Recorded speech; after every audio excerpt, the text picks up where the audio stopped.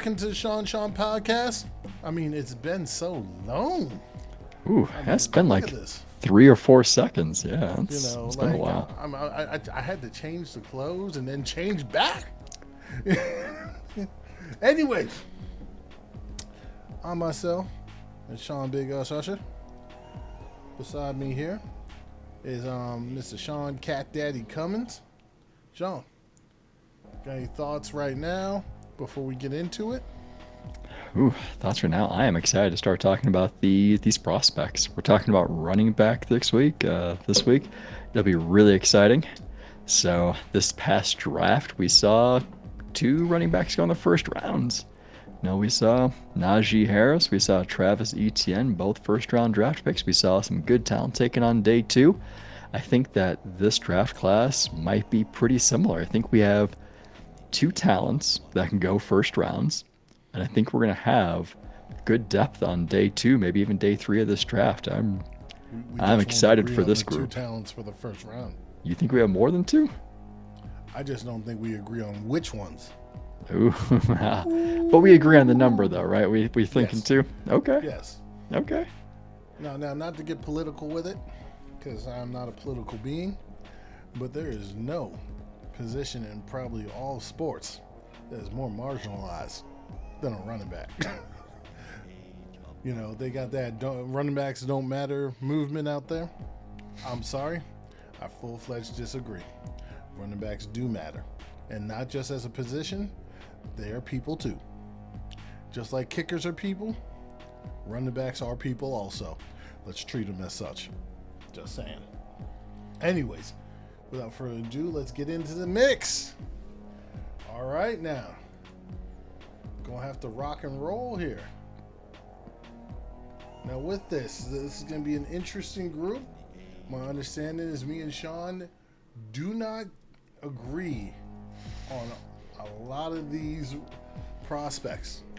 So, Good, because that means there's a lot of depth for this class, a lot of variance. and we're throwing some names out there for you guys to listen to pay attention this year, because these could be players on your professional team next year, right? Depending on who you're rooting for, they could be in the market to draft a running back, and you could hear one of these names called during the draft for your team.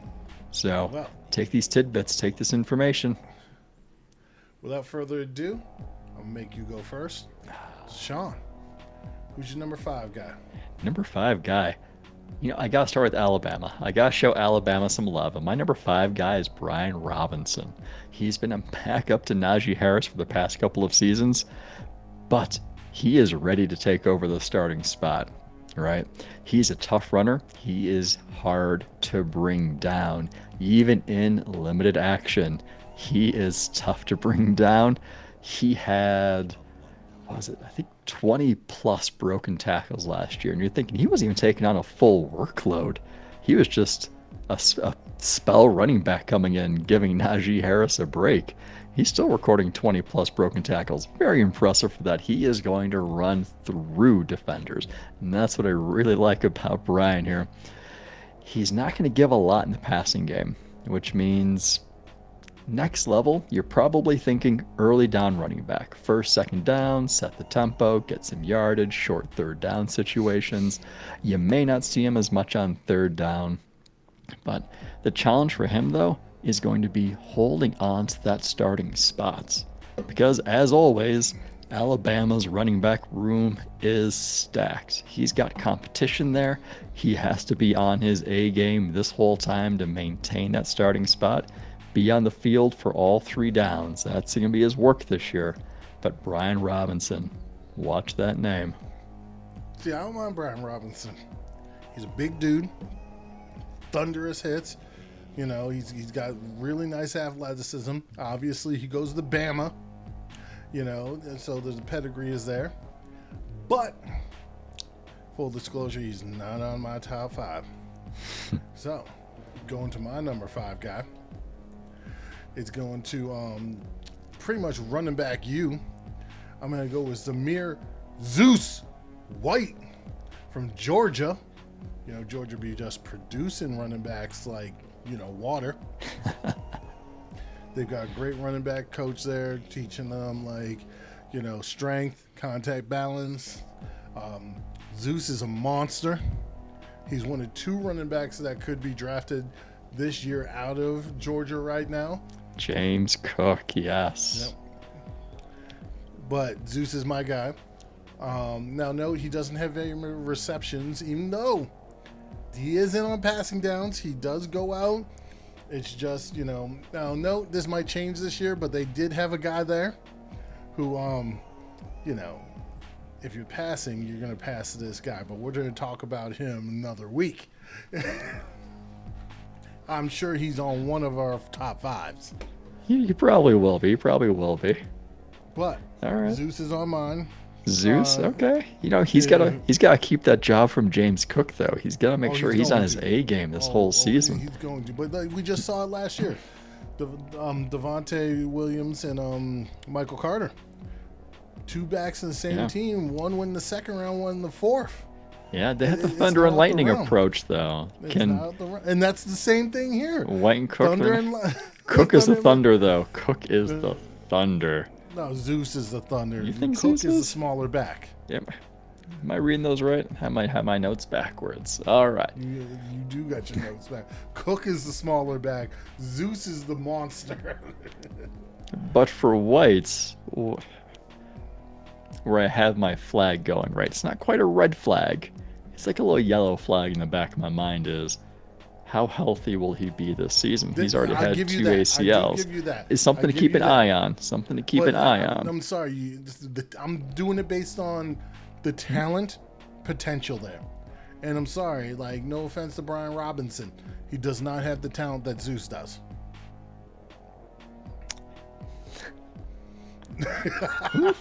May not have the talent, but durability. You need durability. You do.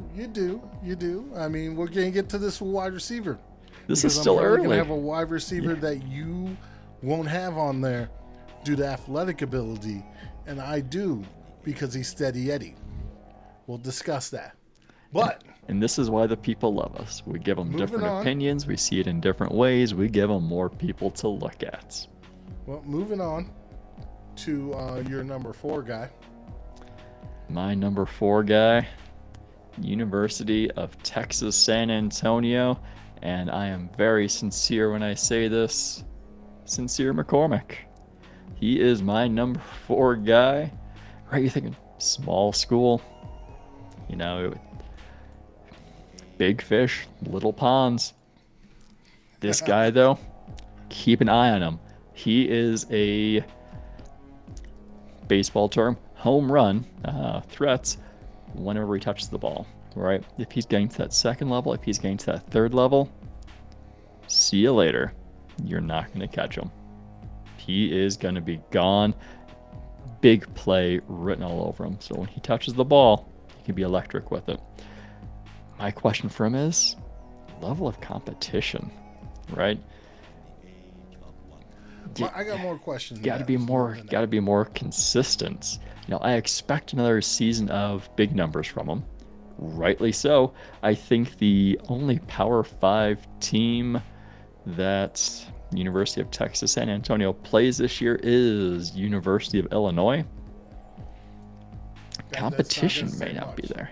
I know. The competition's not there, so he has to put up ridiculous numbers. Because if he puts up anything less than ridiculous numbers, it's gonna be underwhelming. And I think something like that could affect the draft stock. The next level though, his size, he's about 5'9", 200 pounds. It might be harder for him to pick up the tough yards.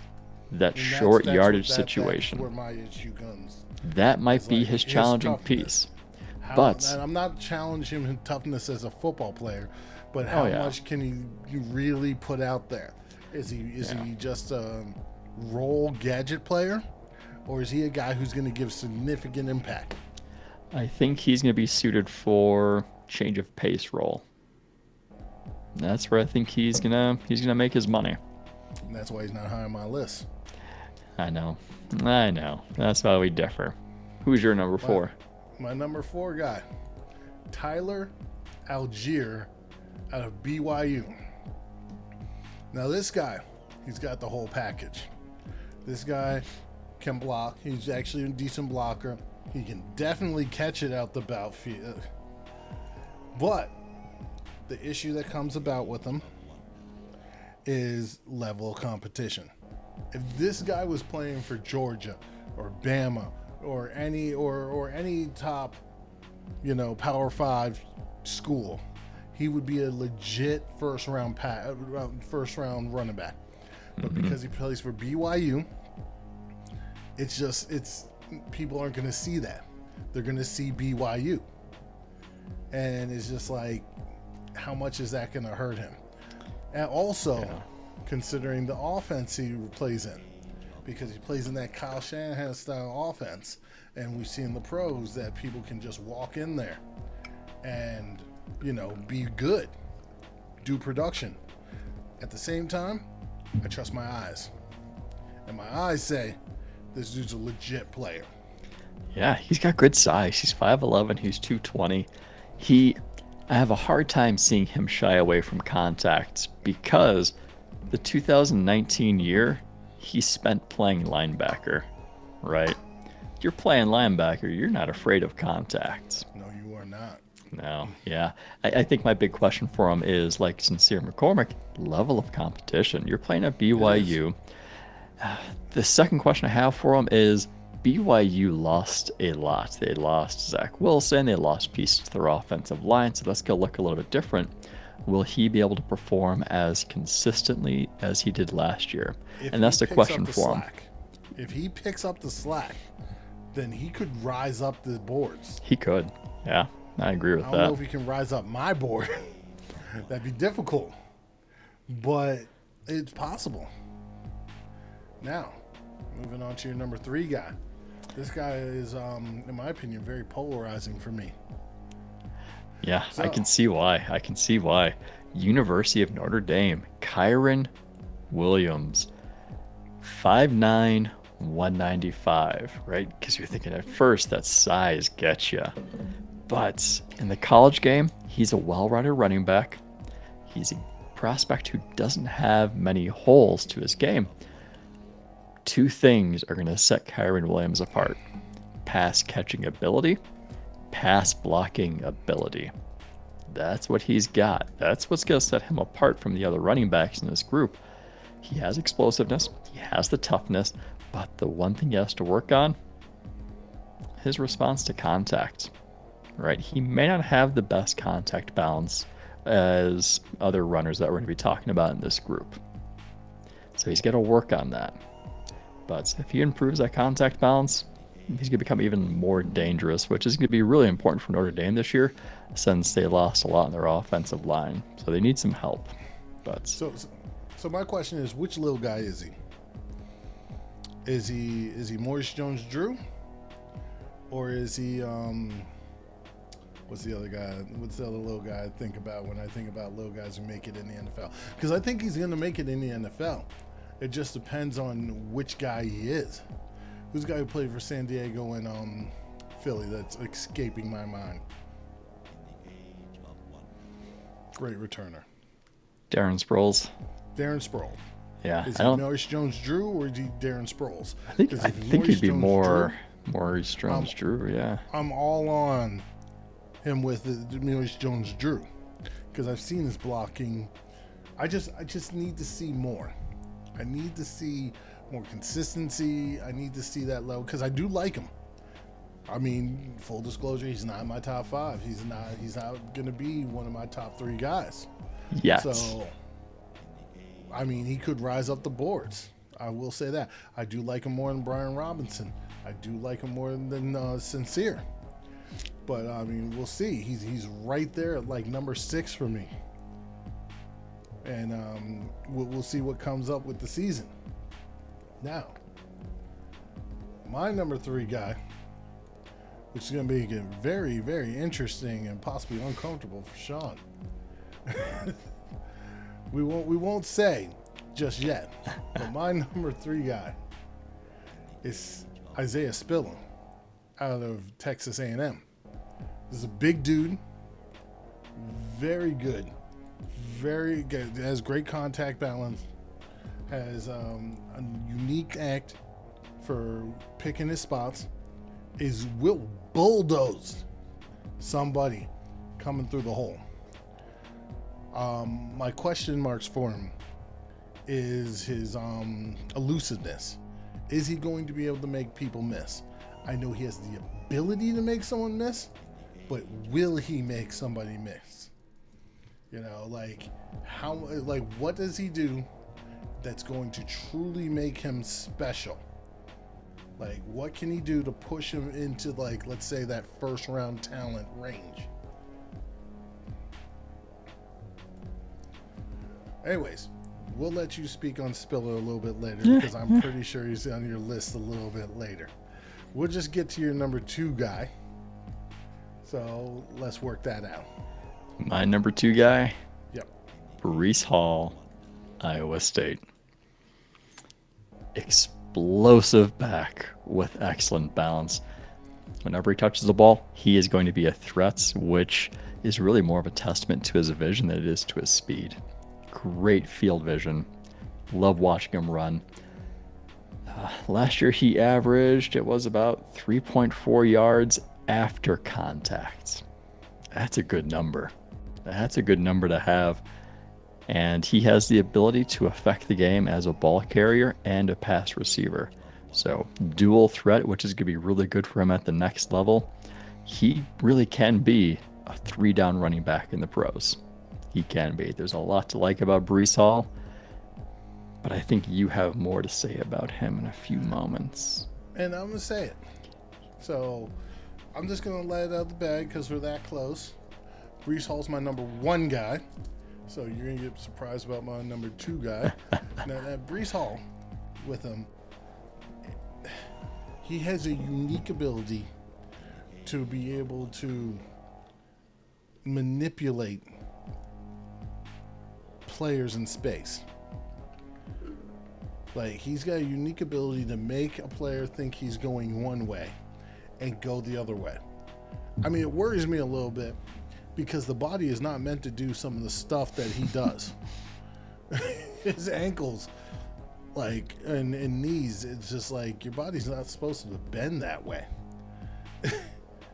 But, and then he's got the preface of speed. He's still a big dude. You know, that's the thing. He's still a pretty solidly big dude. 6'1", 215. Yeah. That's good size.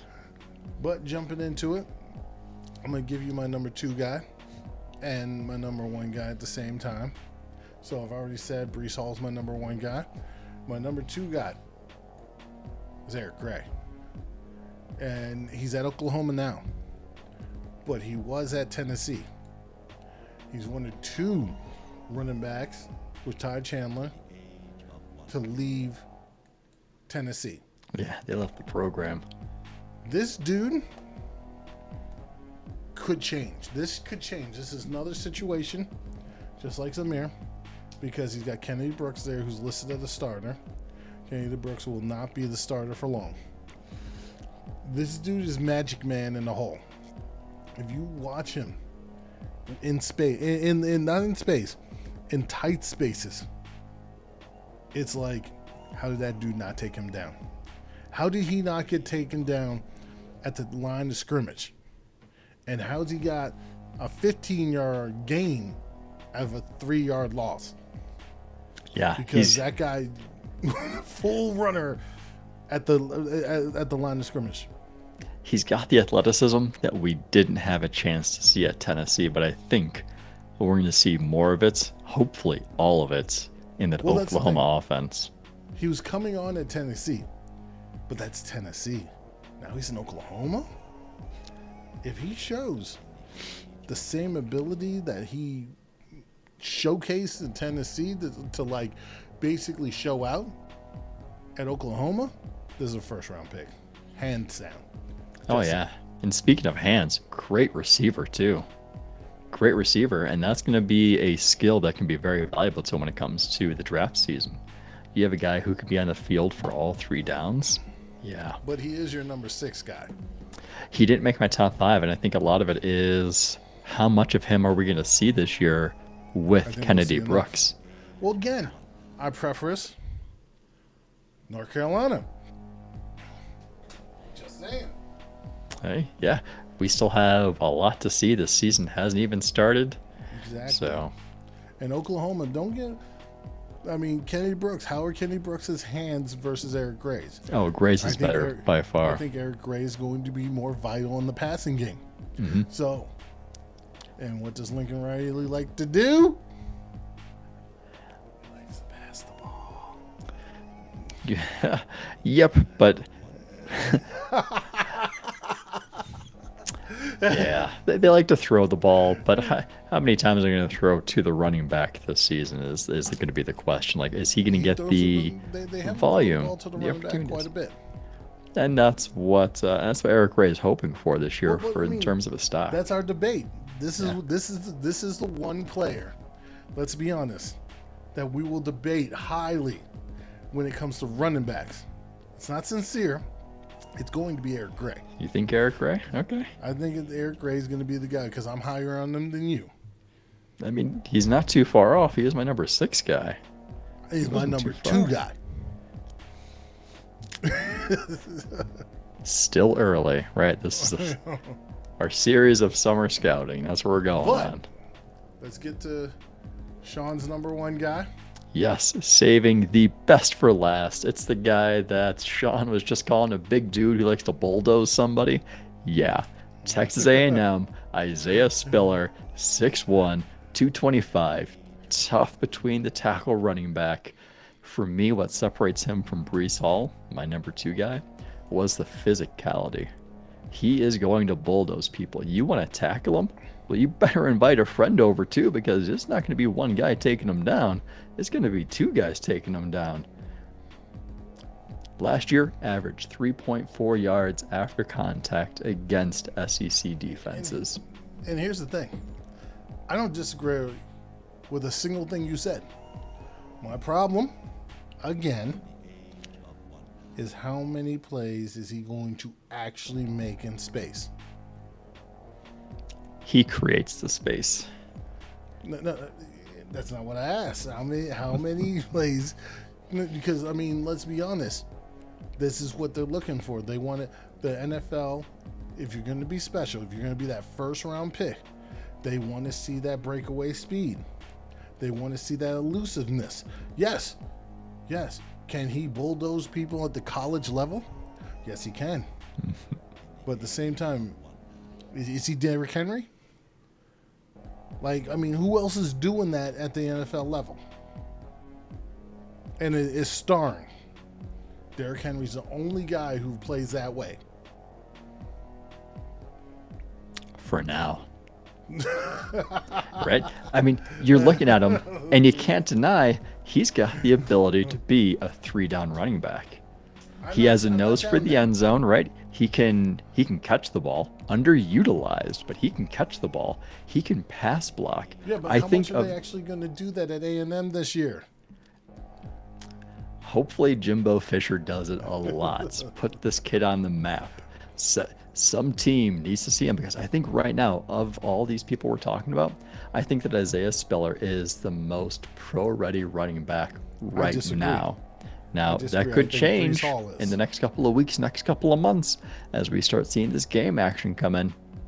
But I think Brees Hall is pro-ready. Is more pro-ready than Isaiah Spiller, personally. And we'll revisit this. That's the joy of it. Brees Hall has a better idea of vision down the field. Great vision. He's got great vision. But, like you said, we'll revisit. Yep. We'll revisit. All right. We're just throwing names out there for people and putting them in an order. All right, so we're going to wrap it up. Sean, any other thoughts on these prospects? These prospects, we'll see how much it changes. Like, we both agree that there's going to be 2 that go round 1. Now, which 2 depends on what time of year we're asking, because right now I got Spiller and Brees Hall. You have Hall and Gray, so we'll see how the rest of this shapes up. All right, Good depth, so just though. letting Good depth in everybody this know, class. Next week we're doing wide receiver. It should be a fun one.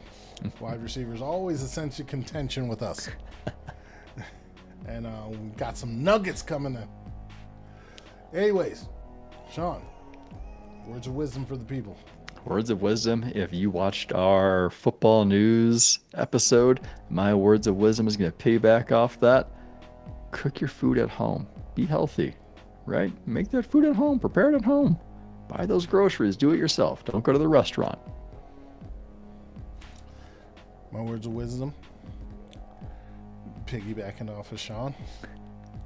When you get that late night craving, you want to go out, get that ice cream and that chocolate syrup, maybe some hot fudge.